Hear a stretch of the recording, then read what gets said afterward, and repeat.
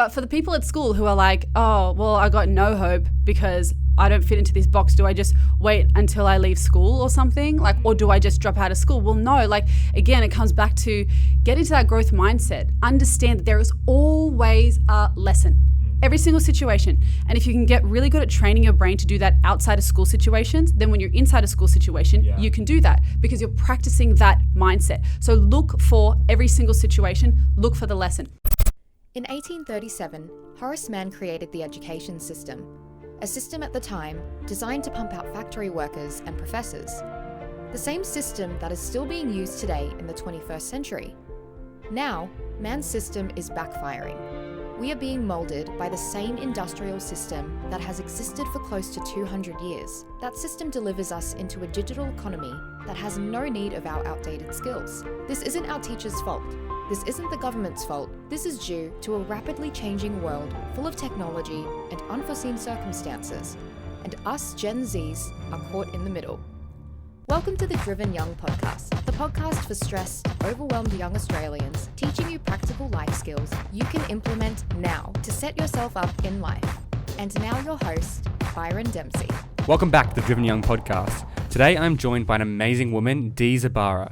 Dee and I met through the same organisation called Empower You, a personal development company for teenagers, which is run by Brent Williams, who was on episode 32 of this podcast. One of my all-time favourite episodes, so I highly recommend checking that out. We instantly hit it off and we've been in contact since.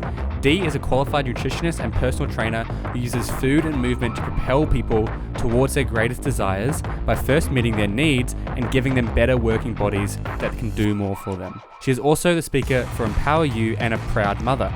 In this episode, Dee and I discuss why we think the schooling system is failing us. We get into her story about randomly becoming Miss Australia and travelling to Bali with other models.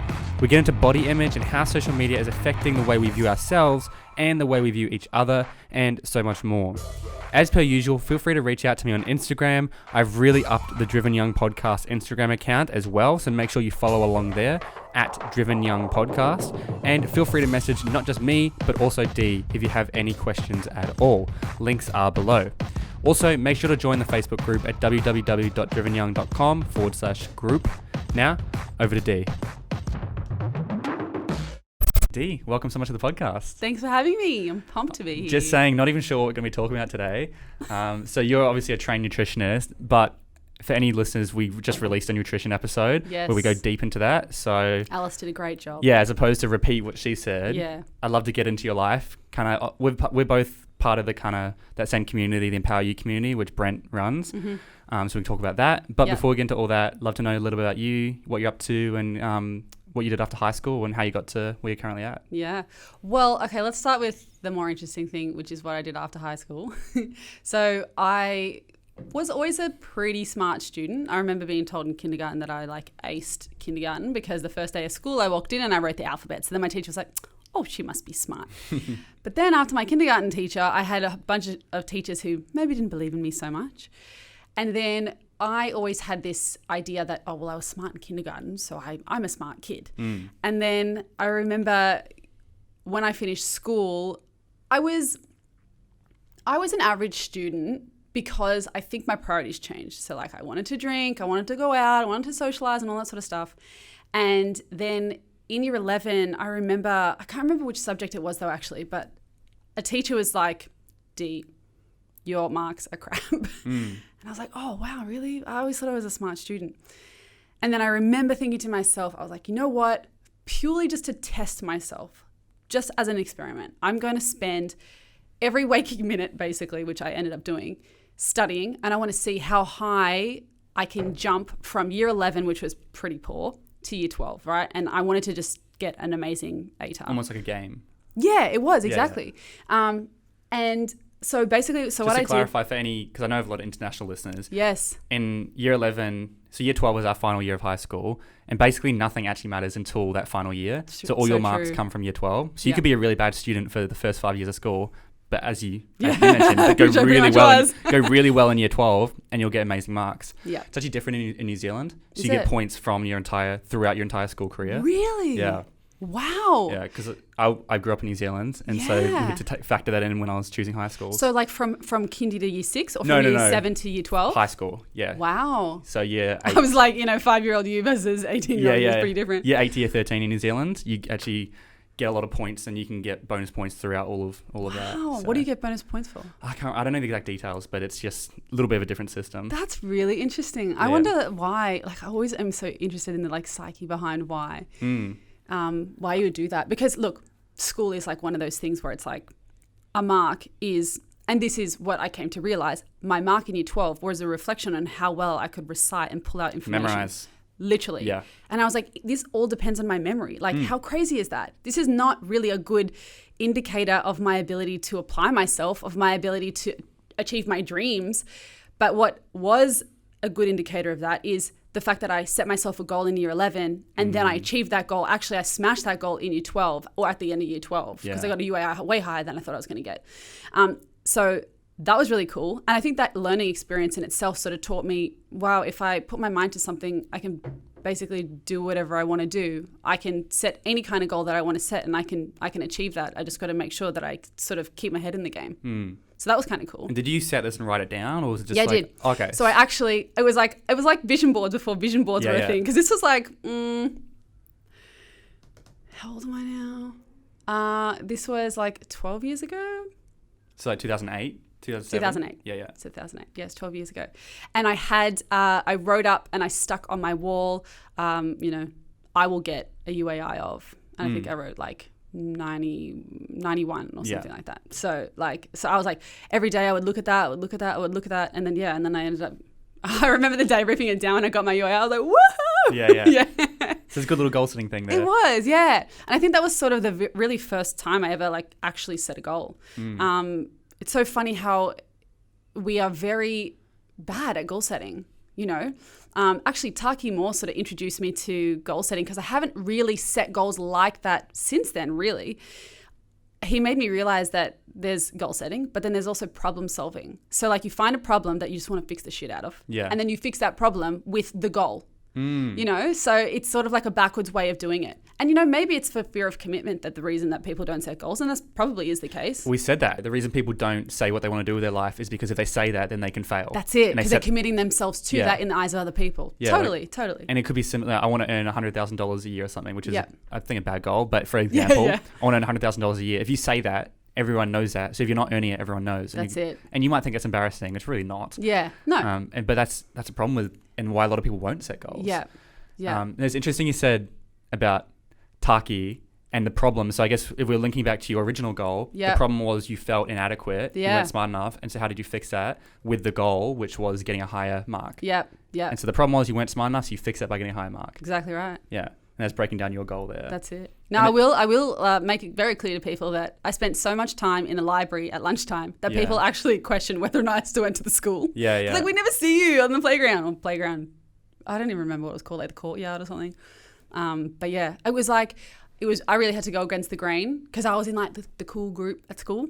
So I had to go against the grain in order to do that. But then I got to a point where I was like, well, I'm not living my life for anybody else. Like if I don't get a UAI or if I don't get into the course that I wanted to get into, none of you are going to care about that. Yeah. That's my, I guess life. That's what I thought. That's my life on the line, not yours. And then I sort of got to a point where I was like, what am I doing? I could drink anytime. I could party anytime. Like just 1 year out of my whole entire life, like I'm just going to commit to this. And I'm so glad that I did because like I said, it was more of a learning experience than anything. Yeah. Because you mentioned like the memory and a funny indicator of why I think the end of year, whatever we call them, HSC exams or whatever, wherever you're living, end of exams for your secondary school is bad is that if someone like, even you and I, if you or I were to go sit them, I'd probably completely fail them. Yeah. And I graduated like 4 years ago. Totally. I mean, I'm not sure if you think you would fail or succeed or whatever. Depends on the subject, I guess. Yeah, school's supposed to be setting you up for the real world, yet no one from the real world can actually pass those exams. It's clearly just a memory game. Yeah. And those who study harder and can memorize better are the ones who get better marks. I know. Which is why I think it's a poor indicator of how smart you actually are. Oh my God, it's terrible. Yeah, it's so bizarre. School is so bizarre. Like now, like you being out of the real world. I mean, out in the real world and looking back on school, don't you think like, God, that's a bizarre thing. It is. This is why I started the podcast, Yeah. right? So I'm deep in this, always talking about this concept, probably to the point where it's quite annoying to people. Yeah. But and the problem that I have with it is let's say there's three people. You've got someone who's really gifted and smart and naturally good at school, someone who's just, average B student, and then you got people who are just not good at school. Yeah. So the people who are not good at school feel inadequate. They don't feel like they're as smart as their friends. And so that's really bad for them. The people who are really smart, they do really well at school, then they enter the real world and those skills don't come as naturally. Yeah. And because they did really well, they develop no work ethic. Yes. And now my God, yes. And now they're going, oh my God, I can't do this like at the click of a finger like I could my entire life. What do I do? Yep. And so it's a fail for both people. Extremes. Yeah. Yeah. And so that's where it's like, oh my God. That's it. And look, this is like, again, a tangent, but this is the thing that I think for like good looking people, this is a problem. They are so used to getting things easily because whether we like it or not, society adores people who are good looking. Pretty privilege. That's it. Yeah. Pretty privilege. I love that. And so if you don't work on those core skills, looks are temporary. They're going to go eventually, right? So and also you don't want to have a career based on your looks.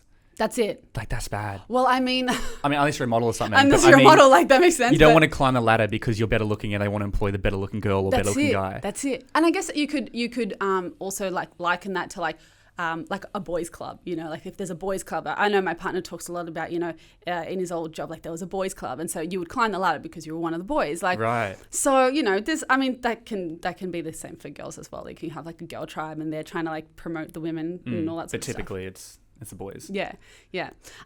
Anyway, sorry, we digress. Then out of school, after I did that, I did a double degree at uni. I did psychology and business, and I loved psychology. But then I got the chance to compete in beauty pageants, and so, lol. In Australia, we're like, what are those things?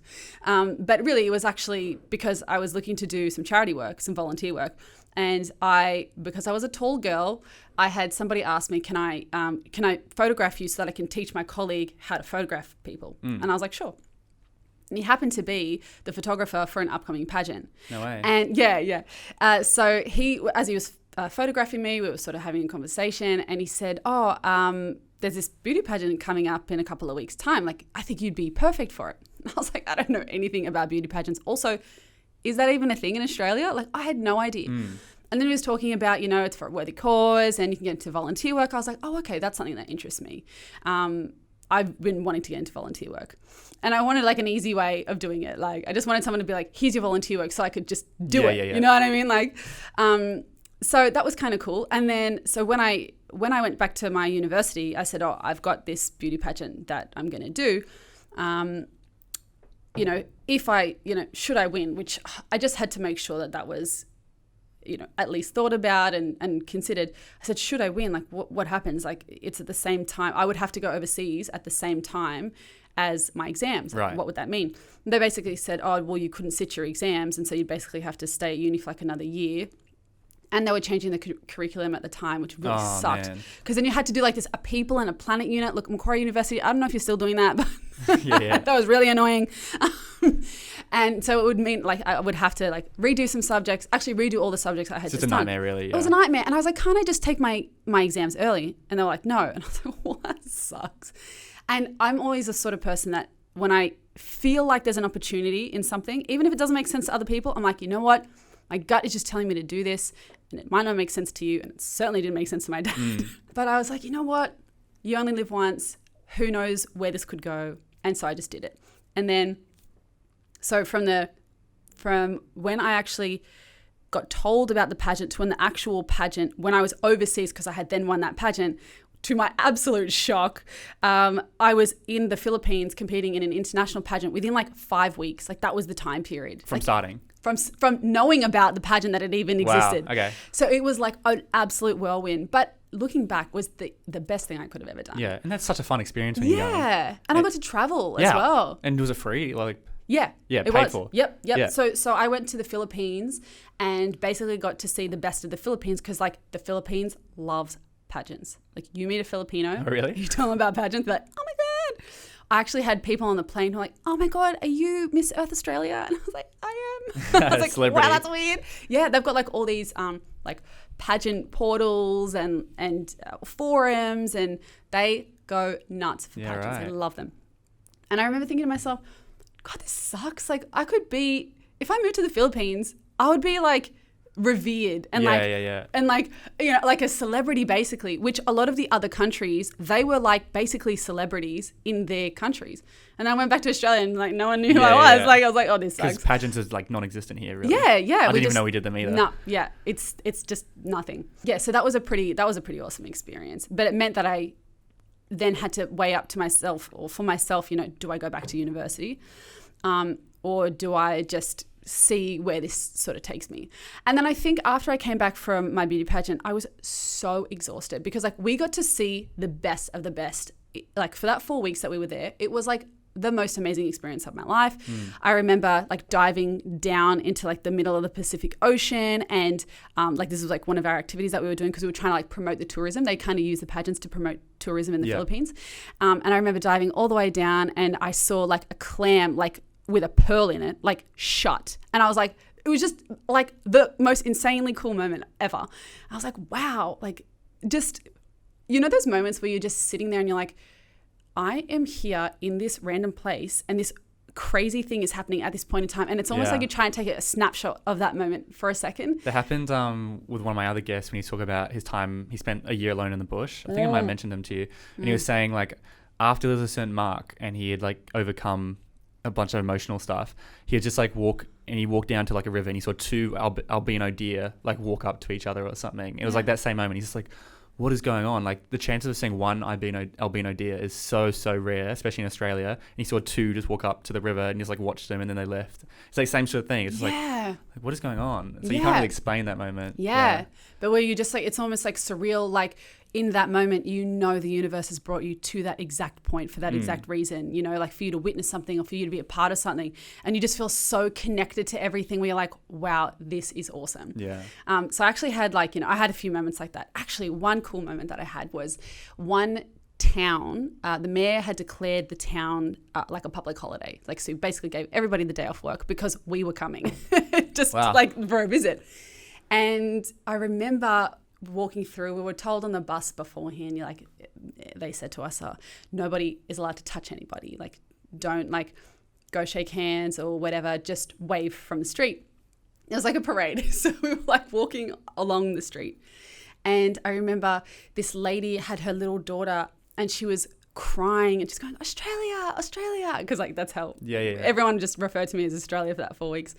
Oh, Australia, Australia. And I turned around and she was crying and her daughter was so excited.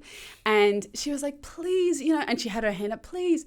And I went up to her, cheeky me, but I was like, you know, you only live once. And I went over to her and I shook her hand. I said, thank you so much for coming out to see me.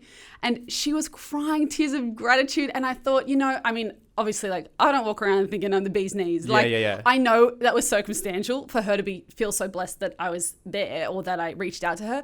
But at the same time, I was like, wow, I'm so lucky that I get to make someone feel special like that. And also, how bizarre is this whole concept that they put us on such a pedestal that they're so amazed by us. Basically doing nothing really. Nothing. Again, it's circumstantial, but it depends on your circumstances. Like we see people in movies and because they're in a movie, we're like, oh my God, wow. But they're just the same as everybody else. Like they wake up in the morning, they brush their teeth and like it's all the same. It would have been a great feeling to make someone feel like that. It was. It like, really was. That's how I feel when like have people reach out to me from the podcast saying, hey, I love the podcast. It's like, that's such a great feeling to know that people out there like really and they'll be like, I can't wait each week to put out an episode. And it's just like, oh, that's so cool. Like obviously that's that you're a special moment in that person's week. And obviously they're not crying like that scenario, but it's just nice to have that kind of, you know, to have that little impact that you're 100%. Making.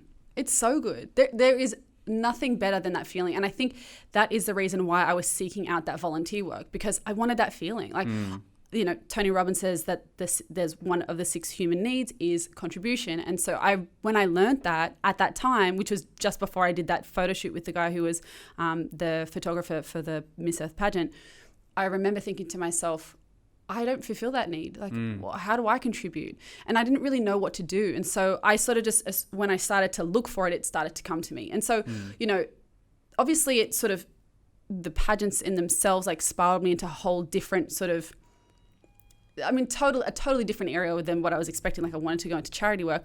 Unfortunately, we didn't do a whole bunch of charity work, and that kind of made me a bit sad, but there were so many fantastic things about it. But you would have connected with heaps of people, met heaps. Like oh my God, I have friends all over network. the world. Yeah, exactly. And that's so cool having friends all over the world. Like literally almost one in every country. Yeah, so it's like if you go to any country, you know, Yep. you've probably got a connection. Yep. And worst case scenario, you'll be like, hey, I'm here. Oh, sorry, I'm away, but I've got friends that will happily take you in, that sort of thing. That's it. Like even South Africa, we were in the same room, and like this, it's Dominique Mann. She's like an athlete now, like an Olympian athlete or something like that. Like she was always like athletic anyways, but she's always like, Dee, come to South Africa. I'm like, how cool is this? Like if I go to South Africa, like I got someone, and like Aruba and like Portugal, like it's amazing. And that's invaluable. That's valuable. My mum did an exchange in Norway after high school, like 25 years ago, however long ago. Yeah. And last year she went to Norway with her daughter and her friend who stayed with now has a daughter. And they so with my sister. And so they went and like had an amazing time, and she hung out with that family.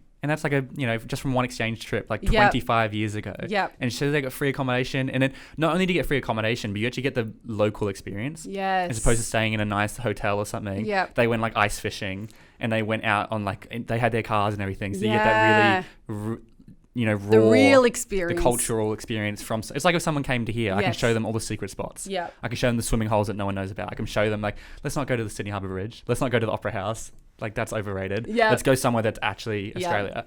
And so you get that raw thing, and that's invaluable, as we're saying. I know. But continuing on, so you did the pageant, and then obviously you're not doing pageants now, are you? No, you're not doing pageants now. You're doing PT and nutrition and stuff. So did you come back and study for that? Yeah. So I can't really remember what I did after my first pageant. I actually think I was a little bit kind of lost for a while because it was so exhausting. Like, I think I had like adrenal fatigue of some kind. I mean, we don't really call it adrenal fatigue now. We call it, hypothalamic dysregulation or HPA axis dysregulation now. But I remember just feeling a little bit like flat and lost because I went on this amazing adventure and then it all finished. And it's almost back to real life. Yeah, back to real life. And I was just like, just kind of a regular life. And I was like, I've just seen so much and done so much, and I've just gone back to my regular life. So, I was a little bit, just sort of like floundering around for a little bit and sort of had all these jobs. Like, sorry, just before we move on from that point. So that is, I feel like it's so important because this links back to you and I just did a camp together. Yes. You were like mentoring and I was participating in. Yeah. But basically, these camps, these personal development events, any sort of event or any like exchange or something, it's so dangerous because when you come back, it can be really depressing. Yes, it can. And so you've got to kind of have that mindset of like, because I'm quite used to it now because I've done multiple events where I get super hyped up and then a week later I haven't done anything and I'm like, what am I doing? Yeah. And so now I go into an event going, all right, let's not get used to that. Yep. Same with like exchange and stuff. Like when I came back from Europe, I was just like, oh man, I just want to travel. I just want to travel as much as possible. Yes. And you come back into the real world. Oh my gosh. And so I feel like it's such a little bit of a trap we've got to be aware of. Like, don't get used to that. Or like, if you're just self-aware going into the event or going into it and kind of understanding. And I've seen on TikTok, people will be like, when you go on exchange and you come back and now you've got to face reality. Oh my God, it's the worst. And actually, my own personal story with that as well, in conjunction with, I ended up doing 3 international pageants and all 3 of them felt like that. So it's definitely been an experience that I've had more than once. But it was after I did my first, my only Empower You. So when I did that weekend, I went from like such an average like mindset to, wow, I can't believe I have so much potential. Someone believes in me. Yeah. Like Brent at the end, like when he sort of, celebrates 1 or 2 participants, like I was the one he celebrated and I was just such an average person. I just really enjoyed the experience and I was just very open-minded about it. And he sort of gave me his praise as his special one. And feeling special is, again, one of our 6 human needs. So for me, that was such a highlight of my life, which I didn't really realize impacted me so much until going back to it recently, or last year, actually would have been, it was about a year ago. And I thought to myself, oh, wow, like all this time, all of these things and all of these concepts, like, of course, it has to do with how my parents raised me as well, bless them. But, you know, the way that I think and the way that I see the world was largely shaped and influenced by Brent and Empower You in 2006 for me. Yeah. So that was many, many years ago when I was at school, because our school did a scholarship. And I wish more schools did scholarships like that, because for me, that was a changing moment for me. And now I feel like I'm contributing so much value to other people.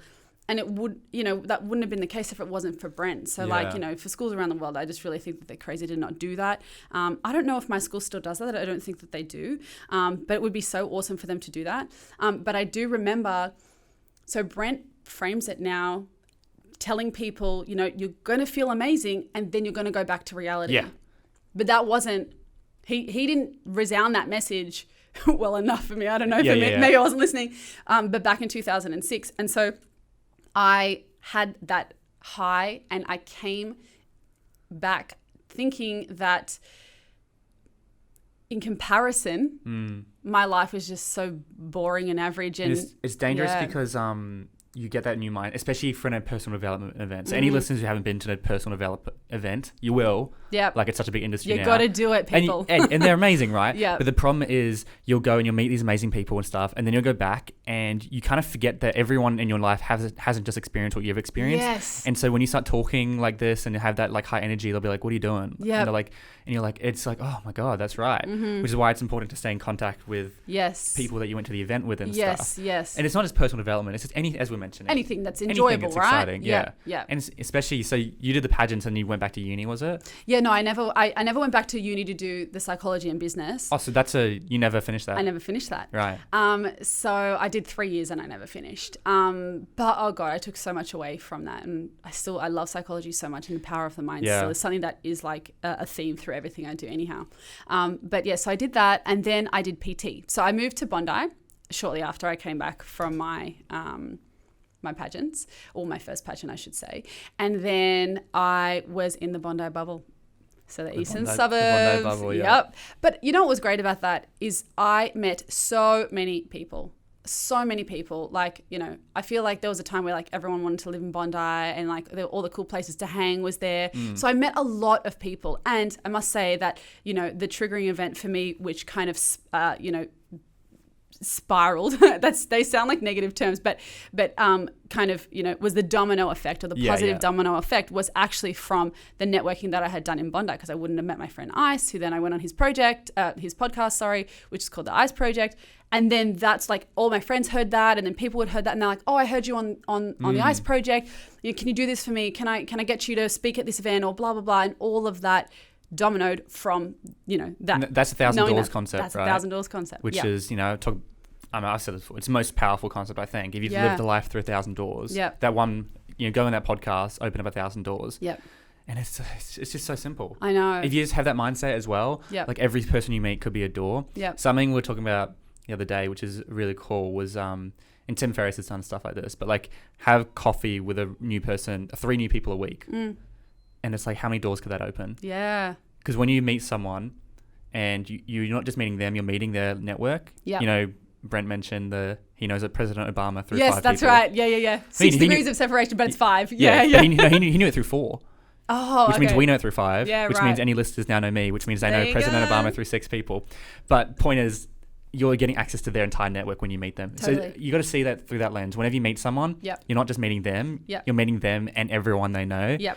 And some people you'll meet and you'll just meet them and they won't do anything. Some people you'll meet and they'll introduce you to their entire network and it'll change your life. Yep. And so, you know, that's kind of the mindset I like to put out there. Totally. But you know what the sad thing about that is, Byron, is that people might be sitting there thinking, oh, well, I've missed so many opportunities. And they might have chosen to not do the thing, to not go to the event, to not have the coffee, to not reach out because they, for whatever reason, you know, something came over them which told them not to, because they didn't want to step out of their comfort zone. And that could be anything from like, I feel overweight, I have bad skin, I'm having a bad hair day, I haven't done enough. So when people ask me what you've been doing, like, I'm not going to be able to say I've been doing these great things. Like, whatever it might be, whatever I'm not enoughness it is the thing that is stopping them from doing that, from just showing up and just being there and just seeing what happens, you know? 70% of success. Sad. They say 70% of success is showing up. Just showing up, right. That's it. Yeah. So important. And it's so true. Yeah. Like, I see so many people who just won't show up. And I'll give people opportunities. I'll be like, come on to this. Yep. And they'll be like, I've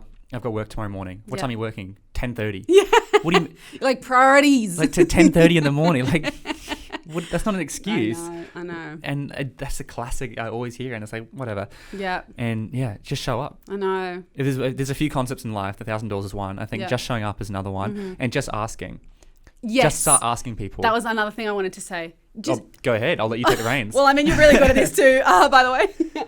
But yeah, I mean, you just don't know what you don't know. And if you ask the right questions, you will get that 1,000 doors. Like, you don't know what people's network is. You don't know who their 1,000 doors are until you ask them. And they don't know what you want until you ask them. That's exactly right as well. And I think, then that comes back to, well, do you know what you want in the first place? Yeah. Do people know themselves well enough to know what they want? Are they so distracted by social media and junk in their body that they can't even think straight enough for 1 second to just sit down with themselves and say, well, hold on a second. What is it that I want? Is what I think I want what my parents want for me? Is what I think I want for myself what my friends should think that I want or think that I should want for myself? Do I want it for me, or do I want it because that's what society says that I should want? Totally. And that's where it can get so dangerous. Yes. And a good point, like social media and what we put in our body. Obviously, we did that whole nutrition episode. Yeah. But it's like, by being healthier isn't just looking better. Yeah.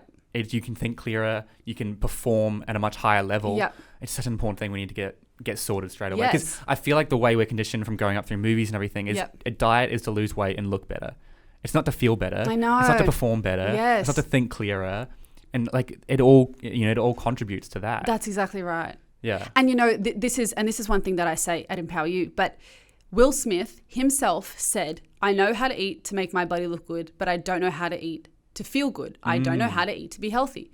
If Will Smith, who has access to so many doors, so many professionals, so many gurus, can say that he doesn't know how to eat to feel good or to be healthy, there is surely a problem with the information that we're getting at the moment. Especially because he's an actor. So he as an actor, he has to look a certain He has to way look for good, a role. and he has looked good his entire career. Sure. So like all that time, what's he been doing? It's like have you seen the recent pictures of what's his name? Zac Efron, who's in Bondi Bay.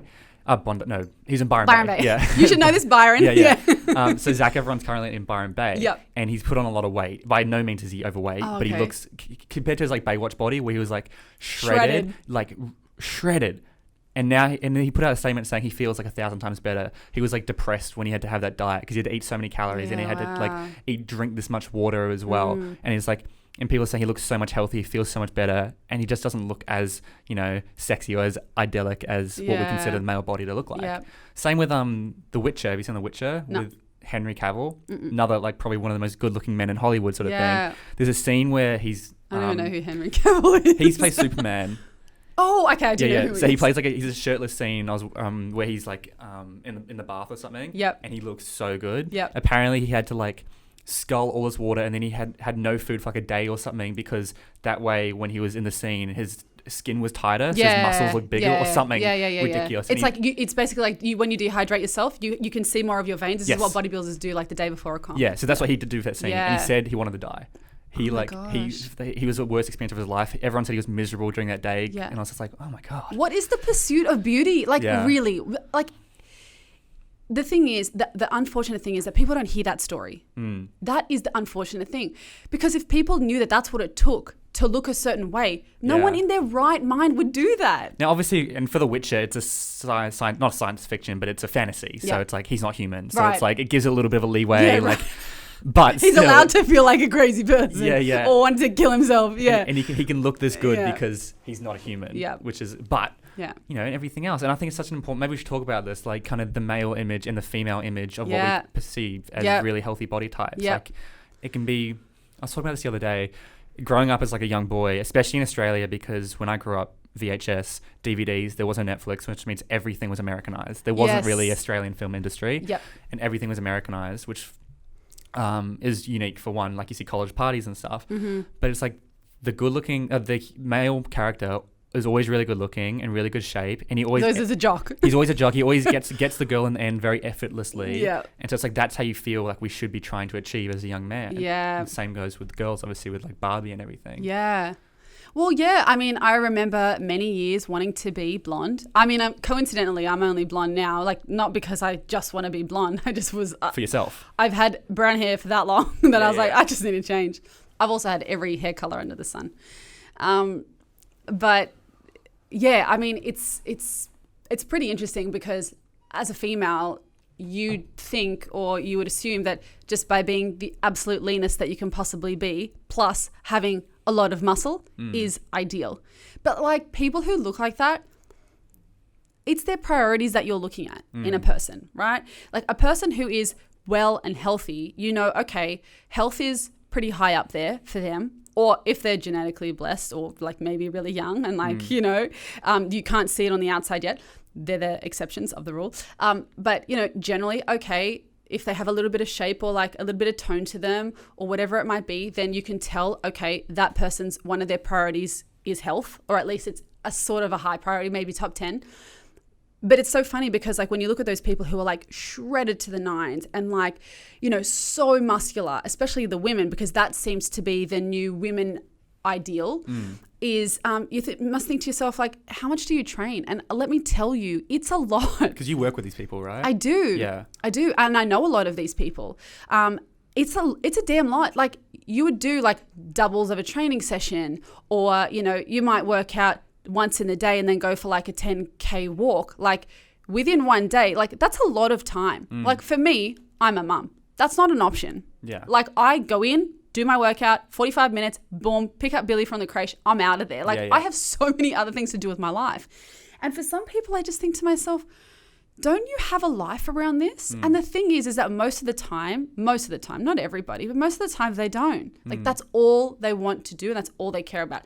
And I'm not saying that that's a bad pursuit for people who want to achieve that for themselves, because again, it's a personal challenge thing. They want to see how far they can take their body. By all means, go mental for it. and physical toughness. Yeah. Like I just want to push myself, which is great. No judgment there. But I'm talking about the people who are doing it for the wrong reasons. Yeah. And so really what you have to uncover is, well, why am I doing it? Is it to push yourself, to see how far you can go, to reach your limits, to challenge yourself? That's one thing. But to make sure that you're fitting society's ideals. Yeah. Like literally, who are you doing that for? And let's just clarify, this has just been heightened thanks to TikTok. Okay. I mean, who do we idolize in TikTok? The guys literally are like shirtless guys who like dance. They're so cringe. Like imagine seeing those people just in their like own rooms pumping songs and like being like I've seen behind the scenes footage of them like dancing. It's really silent and it's so awkward. So but like so for the guys, you've got shirtless guys who are like really ripped, good for them, and they're like, you know, athletes and stuff, and that's who we idolize on TikTok. And then the girls, pretty much the same thing. Yeah. Like the top girls are all really attractive. And so that's who we idolize. And realistically, none of them do anything. Yeah. Like I don't want to shit on the TikTokers too much. No, but, yeah. You know, I'm sure they're lovely people, some of them. But at the point, once they get all the top TikTokers, they all just do the dances, the trending dances. They don't get creative and come up with new ideas and do skits or anything. Yep. They just dance in front of the camera and they're really good looking. And they have such a big following, they're going to get views now. I know. And it's like, why are we rewarding this? I know. Like, yes, why are we? And this is the thing, like, you know, for my own Instagram, I work so hard to make sure that all of the content I'm putting out there is educational, because my intent is to educate.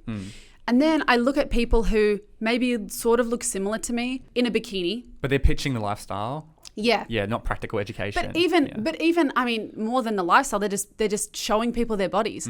Like, I got a good body, but I don't put myself in a bikini and I'm like on there 24/7. And also the people that you have following you are probably creepers. Yeah. Like, I don't understand why you would want to like live like that. You know what I mean? Like you would want, I don't know. To me, that's just, maybe I'm too vanilla. No, I think what you're saying here, you'd rather have 10,000 followers who are genuinely interested in nutrition and learning from you than 100,000 followers that are just like, you know, young guys, old guys, and then some girls, you know, who aren't really looking up to you. Yeah, who are like, oh, she's hot. Yeah, exactly. Or not, whatever. It's like, because you'd rather have those quality followers and people that are actually enjoying your content. Yeah. I've seen it with like the TikTok algorithm for me. There's some videos I put out that I think are so good. And because they're not clickbaity, they won't do as well. And then I'll put out a video and I'll put like a little bit of a title in and it hooks people in and that'll do really well. And I'm like, it's like, I just have to, you can't not play the game if you want to do well. No. And that is like, I feel like I've got this like moral conflict at the moment where I'm like, you know, it's like you can do it to an extent, but you can't do it too much. But you know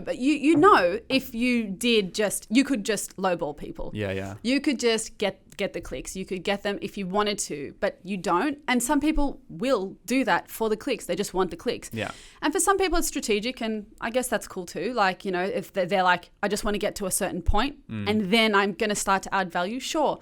But I just feel like you're voting with your clicks the same way you're voting with your dollars. Like vote for stuff that matters. Yeah. You know?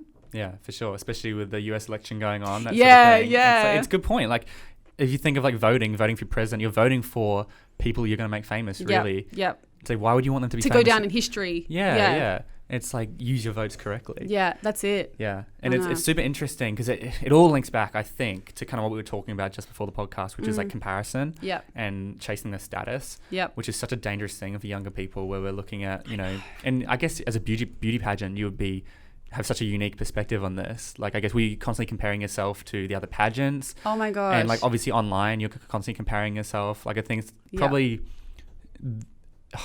don't quote me on this, but probably one of the leading factors for mental health right now is that we're subconsciously comparing ourselves to everyone online. I would agree with that. Yeah. I would agree with that. So what was that experience like for you It was very interesting because out of, oh God, I can't even remember how many countries there were. Let's just say about 100. There was probably about 100.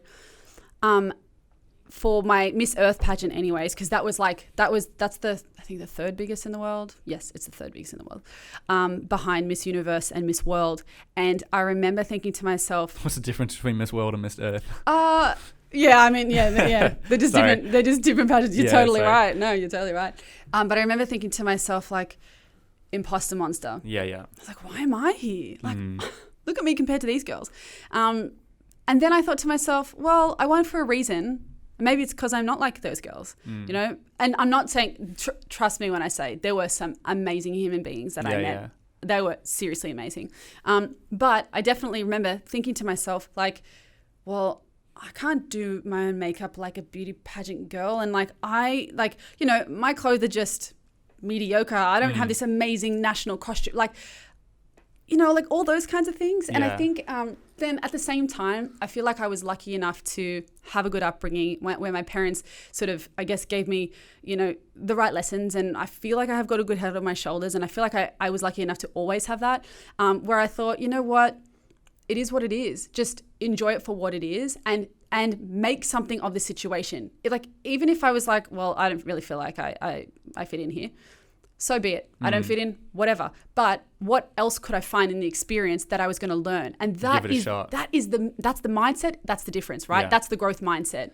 There was something, another guy was talking about in the episode. He's just like, you know, sure, school's not going to be for everyone. It's not for a lot of people. But if you're going to be in year 12, give it your best shot. Damn right. You know, I knew I didn't need an ATAR. I knew I didn't need a score. Yep.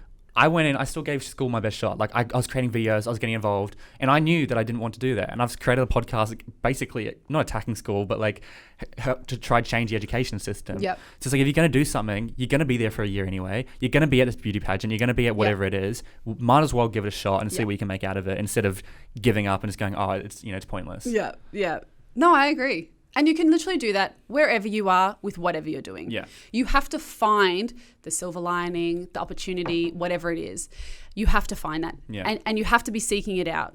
And if you're not present in that moment, you can't do that. Because if you're thinking of other things and you're worried about other things, or you're overthinking, or this person thinks that, or that person's judging me, or whatever, you're going to miss that opportunity. You're going to miss that lesson. You know, I don't know who said it, but someone said you can either win or learn. There is no losing. That's good. That's good. And that's what I talk about with failure. It's like, if you start a business out of high school, you're probably going to fail. Yeah. I failed. And really, you should. You should. You should. Yeah, otherwise, screw you.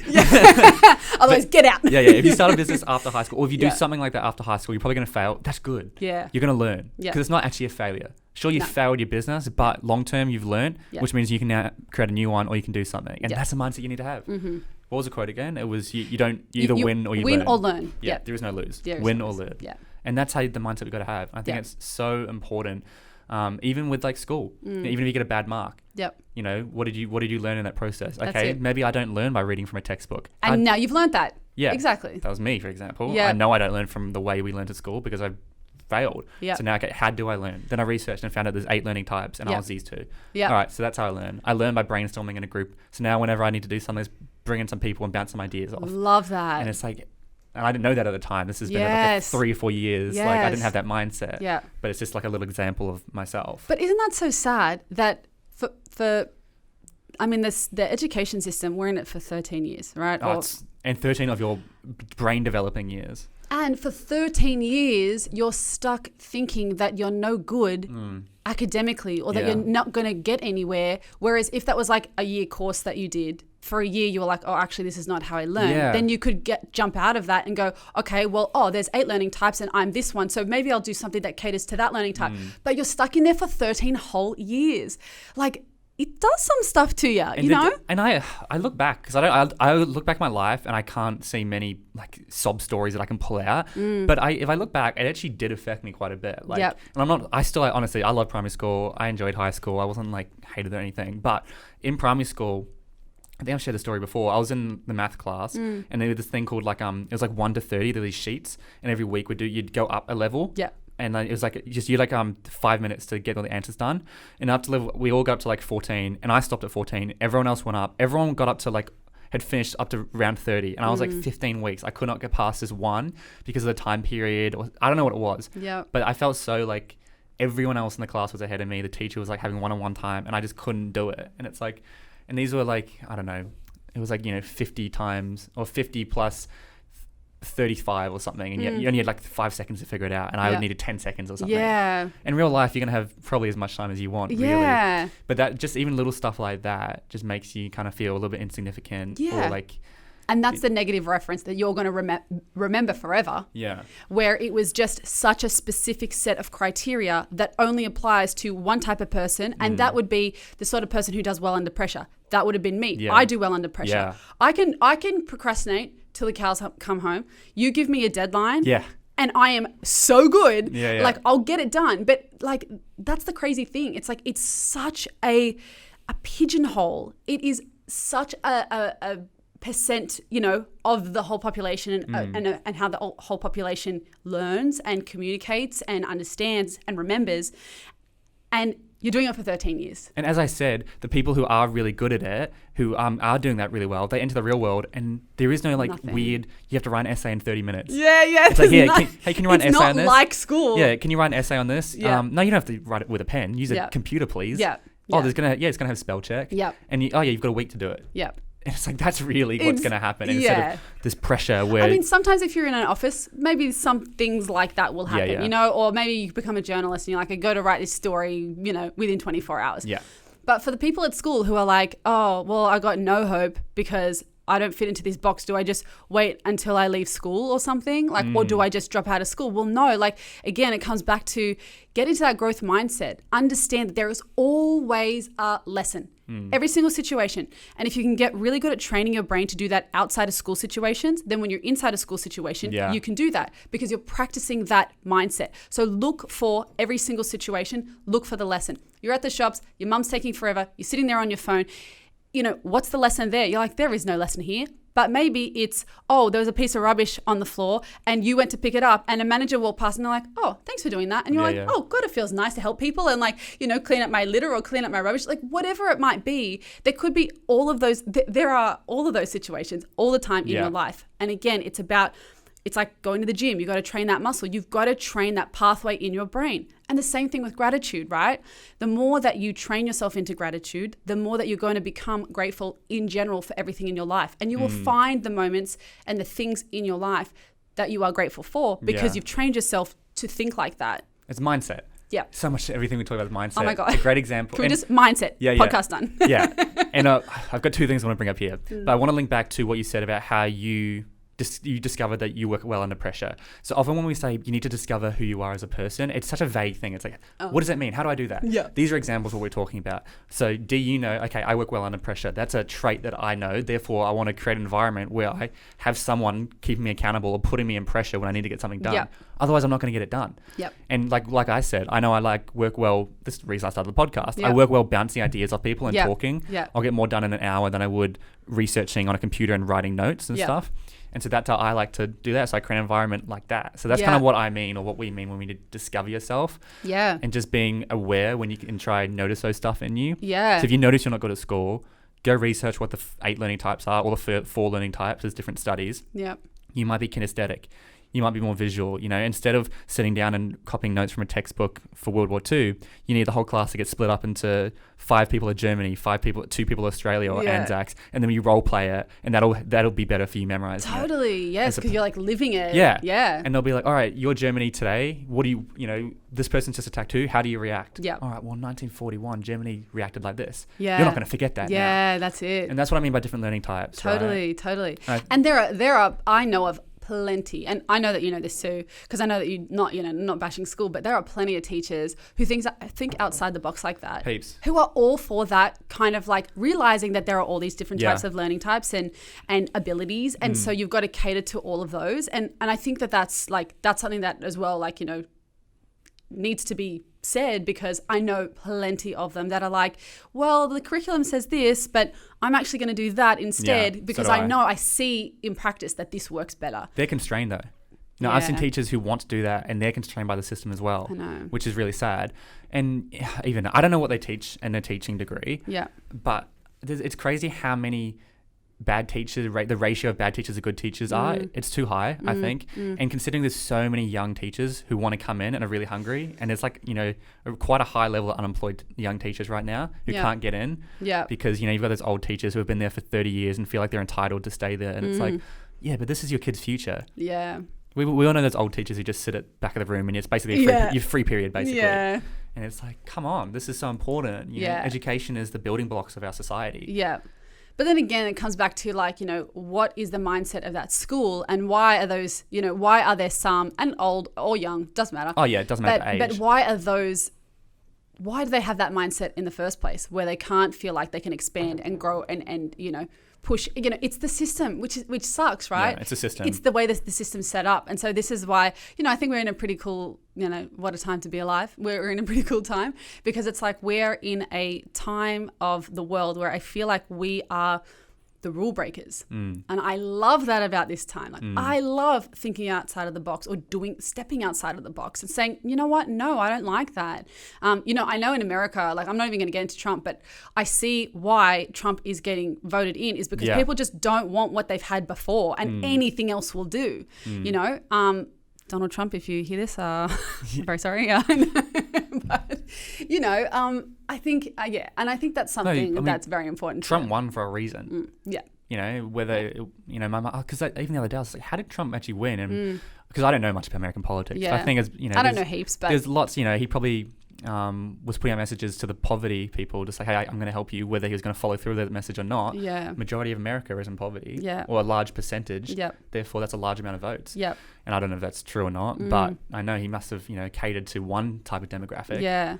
And that demographic could have been, everything's been bad so far, let's go with you. That's it. People just want change. Yeah. And isn't it interesting that just like being a parent, like, there is no rule book to being the president or the prime minister. Like, it's just like almost a stroke of luck. Yeah. You know, I mean, it's a bit different in America, because like you're campaigning like for yourself, like, you know, people can vote for you.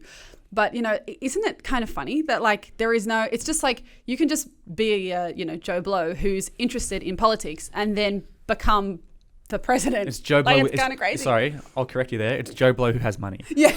Oh, so, because my dad was saying he heard an interview with some guy he got given $100 million to promote Joe Biden in one state.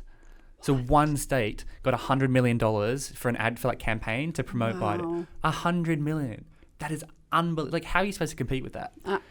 He literally couldn't spend the money. Yeah. How do you spend $100 million in a month on a campaign? Yeah. Like, that's like, you know, Coca-Cola budget sort of thing. And that is like, how are you supposed to compete with that? Yeah. Actually saw a great analogy. Have you played Mario Kart? Yep. So, have I played Mario Kart? Come on. Bruh. So in that whole thing, it's like, if we're talking about inequality of opportunity in a capitalist society sort of thing, you know, Mario Kart is when you're first place, when you get a box, you're going to get bananas. You're going to get crap items. And because and so you're here, and the people at last place, they're going to get the rocket. They're going to get all the items. They're going to help close that gap. Yep. That's not how society works. Yeah. It's actually the opposite. Yep. You know, especially in America and these companies. Once you get lots of money, you can just get more money. You can just get rocket after rocket after rocket after rocket. Yep. While the people back here who have nothing are going to get bananas. Yep. How are you ever supposed to catch someone who's getting all the good stuff at the beginning and you're at the back? And it's like, that's what we have to understand. And so we're trying to close that gap. Yep. And that was just like a great analogy that I saw. Yeah. And I was just like, that's fantastic. It's such a simple way of getting Oh my God, how is across. communism like Mario Kart? Like, that's amazing. Yeah. It's such a simple way of getting across. And even then, that's what I kind of mean by like different style of teaching. Like that really connected with me. So it's like if someone had put it into those words, it would have made more sense to me. Yeah, totally. Yeah, you would have had the opportunity to be able to actually learn what the other kids were learning and not have that reference, which you didn't really need. Like, it was almost like that experience was something that just sucked and it just happened to be the combination of circumstances. But like as a young child, you wouldn't be able to compute that, oh, you know, it was just a different learning style. So you spend all these years thinking that you're inadequate or not good enough, or, you know, you just suck at school. Like, oh God, it's so crazy. Yeah. And I think the key message for anyone listening is like, it doesn't matter if you're good at school, if you're bad at school. Life is, you know, once you enter the real world, it comes down to like your work ethic, your mindset. You know, you put in what you put out, understanding that there is no, you know, losing. It's just winning or learning. Yeah, like I love that. That's like, I'm going to add that into my my little notes of things. Love that. But yeah, it's so much of it comes down to mindset, as I'm sure you know. No, 100%. But yeah, anyways, before we wrap it up, love to ask you my final question, which I ask every guest, as you know. And it can be, you know, nutrition based, anything that you kind of want to take it to. Yeah. What would your number one piece of advice be for the younger generation? Try everything. Try everything. And it makes me think of that song, Try Everything, by Shakira. But seriously, try everything. And, you know, it comes back to what you were saying before about getting to know yourself. You don't know yourself until you put yourself into weird situations. How could you? Yeah. You just don't. And like, this is the thing, like, I found out that I was good under pressure, but I really realized that when I was at ground school training to be a flight attendant, when it was like we had to simulate like a crash, you know, and I was like, man, like all of these people, like all these flight attendants who are like, you know, mediocre or okay, like I'm just out there smashing it. But I didn't know I was like that until I was in that situation. And so it's kind of cool because as much as it scares me to like, I still am scared of flying, even though I was a flight attendant.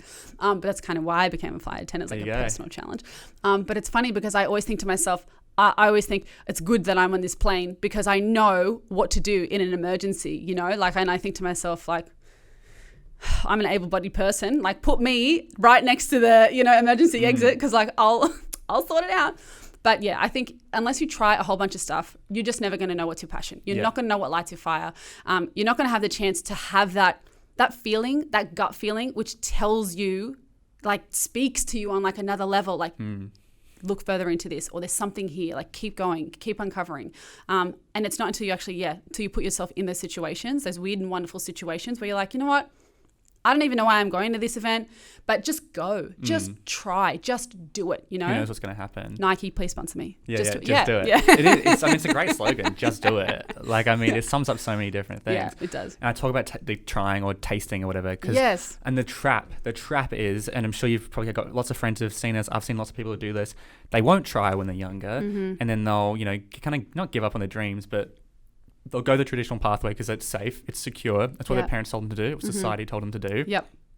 Now they're 35, now they're 40 going, you know what, I'm a bit sick of this. I really haven't enjoyed what I've done. I'm going to try what I want to do. Yeah. Why wait until you're 40 to do that? Yeah. Now's the best time to do it. You've got no kids, you've got no family, you've got no one to look after. So true. Let me tell you that from personal experience. Yeah, I mean, you've got a kid. So you would imagine how much free time you have if, you know, you didn't have a husband or a kid. And it's just you. Yeah. Yep. It's like just folk and so much less stress because you've got to bring in money now. You've got someone you look after. That's it. That's it. Like and I'm very lucky to be able to do what it is that I love. Like really. And I didn't know it until I started studying nutrition and started helping people one-on-one. I was like, oh, wow, I'm good at this. And I love this. Like this lights my soul on fire. Yeah. Wouldn't have known that unless I went back as a mature age student to uni to do that. Which is common. Yeah. You don't realize that as a young person. Like in high school, you're like, everyone's your age. And then you go to uni and people aren't your age. And it's like, whoa, what? Oh my God. And it's so weird. And you feel so ancient in comparison to everybody else. But in a way, I feel like being a mature age student is actually such a blessing, because you don't feel the moral obligation to go out and party all the time as much as the other, like the 18-year-olds, because they've all come out of school together. That's probably their group, Their like, clique you sort know, of their thing, clique. yeah. And so like when you're a little bit like alienated from that, you'll still get invited to the things, but you don't have like the moral obligation to go, like, you know, so you can sort of be like, oh no, you know, oh, I'm the old fat, I'm just going to go study or whatever, which I definitely pulled that card. Also, well, for anyone who wants to find out more about you, follow you on Instagram, you know, look into all the nutrition stuff you're doing, where's the best place to go? So Cell to Soul is my Instagram, like mobile cell, or like human body cell really is what it is. 2TO soul, like you're, you know, because I think, you know, I sort of go from the science to like the spiritual. Oh, cool. Like that's what I love. I love like all, like, you know, threading right through all of those like different phases, like the physical to the sort of metaphysical. I love that. So that's, actually really cool. Like just quickly, it was really cool that when I first heard the term Cell to Soul, I put it on my vision board at my house. And I remember thinking to myself, and I don't know why I was so damn confident. And again, this is one of those like intuition kind of moments where you're just like, I don't know, it just feels right. Yeah. But I remember thinking to myself, that is going to be my business name. Like I just know it. And I could almost see exactly what my business was going to be like and what I was going to be like. And so I am that now. Like how that was five years ago. So that was when I actually started my business. So as soon as I heard that, I bought the domain name, I registered the business, everything. And I started it knowing in 5 years' time, that's when my business will flourish. Knowing that I had to put in all the work and all the hard yards for so many years, you know. And I remember just a few people had told me, oh, you know, it's the 5-year rule of business. And I thought, you know what? I'm going to be in it for the long haul because I found what I want to do. I am sure of it. Every fiber in my being is telling me that that's what I want to do. And so that, it's just, you know, it's kind of cool to be like in 2020 now, looking back at 2015. Also, it wasn't that long ago. It was only 5 years ago. Yeah, it goes fast. And I was like, God, I'm so glad that I made that decision at that time because I am so grateful to be here. I feel like very few people actually achieve that going, this is what lights me up. I love doing this. I'm willing to work at this for 5 years without having a high income. Like, I feel like that's really rare. Well, I was 24 when that light bulb moment happened for me. Yeah, so that's pretty 24. Young. Yeah. That's pretty young to realize exactly what you want to do. Yeah. Like most people I think 40-year-olds who have no idea what they want to do. Yeah. I had a woman on the show and she's just like, you know, I'm 49 and I'm still figuring out what I want to do. Yeah. And that was a bit of a joke, tongue in cheek sort of thing, but it was like a great point. And, you know, school expects us to have it sorted by 17 or 18. Oh my gosh. Like, how could you? We don't know ourselves. No. Well, all we've had is school. Like, it's the safest place to be. Yeah, like, we even tasted anything. Yeah. Yeah. Like, all you know, day in, day out, like, you know, like two places, your like primary school and your high school. Like, that's it. Same friendship groups, same teachers. It's like same environment. Like, you've not been in any other environment. So how do you know yourself that well? Yeah. Raise your hand to go to the toilet, line up before class, ask before you speak. You learn how to be a sheep at school. Yeah. And that's why, because school, the education at the beginning of this, my intro to the podcast, you know, the education system was created in like 1839 or something for factory workers. Yeah. Because they wanted a funnel to put people to create them factory workers. Right. Yeah. Now it's changed, but the structure of the education system hasn't drastically changed. Yeah. We've just added in some new programs, have changed the curriculum a little bit. Yeah. But overall, it's still very similar. Yeah. But that's a whole nother conversation. I know. Anyways, thank you so much for coming on the show. Thanks for having all the me. links will be, you know, in the podcast description. So Instagram, your website, all that sort of stuff. But cool. Dee, thanks so much for coming on. Thanks for having me. That's it for this episode of the Driven Young podcast. Thank you so much for listening to the entire episode. That means the world to me. And if you got some value out of it, please shoot me a message on Instagram or reach out to me. Or I would love for you to leave a rating or review on this podcast. So make sure you are subscribed, and I look forward to seeing you on the next episode.